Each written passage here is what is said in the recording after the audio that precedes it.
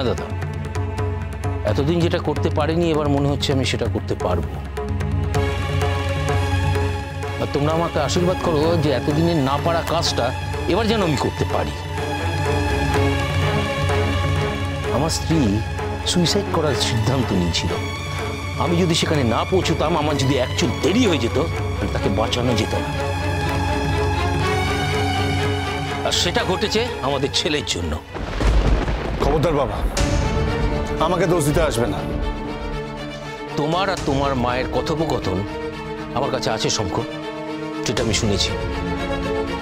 আমি জানি না কতটা হিট অফ দ্য মোমেন্টে তুমি এই কথাগুলো তোমার মাকে বলেছ, কিন্তু আমার খুব ইচ্ছে আছে যে যখন তুমি একটু শান্ত স্বাভাবিক থাকবে, আমি কথাগুলো তোমাকে শোনাবো আর শুনিয়ে তোমার কাছে উত্তর চাইবো যে একটা মানুষ একটা মানুষকে কি এইভাবে অপমান করতে পারে? একটা ছেলে তার মায়ের সাথে কি এইরকম ব্যবহার করতে পারে?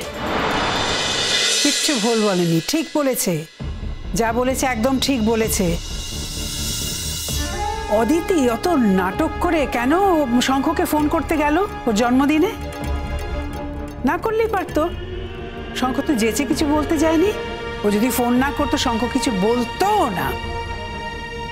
আর তুমি ওকে দোষ দিচ্ছ যে এই ছেলেটা সারা জীবন এতগুলো হার্ডল পাস করে জীবন কাটিয়েছে, বড় হয়েছে, তাকে তুমি দোষ দিচ্ছ এইভাবে? এটা হতে পারে না। ছি ছি ছি ছি ছি, তোর যে এতটা অধঃপতন হয়েছে আমি তো ভাবতেই পারছি না। নিজের চরকা তেল দে, অন্যের চরকা তেল দিতে আসিস না। তোমার এত বড় সাহস হলো কি করে এত বড় একটা অন্যায় করার? কোনটা অন্যায় আমাকে ভালো করে একটু বোঝাও তো দাদা। আর যদি বৌদির কিছু হয়, তুমি বৌদির পাশে গিয়ে দাঁড়াবে না?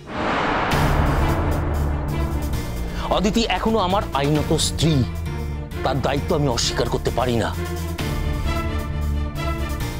স্ত্রী? স্ত্রীর কথা বলছো? স্ত্রী হয়ে কোনো দাম দিয়েছে? তুমি যে ওর স্বামী, স্বামীর মতো কত দাম দিয়েছে তোমাকে?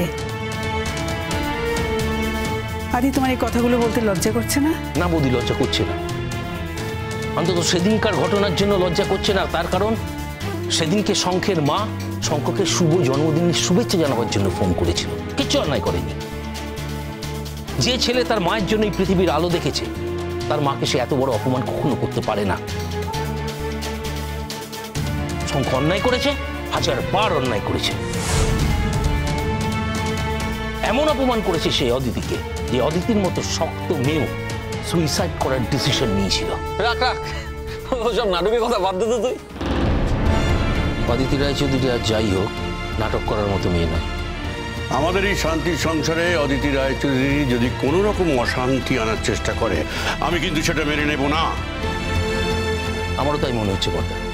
সেক্ষেত্রে আমার এখান থেকে চলে যাওয়াটাই বেটার।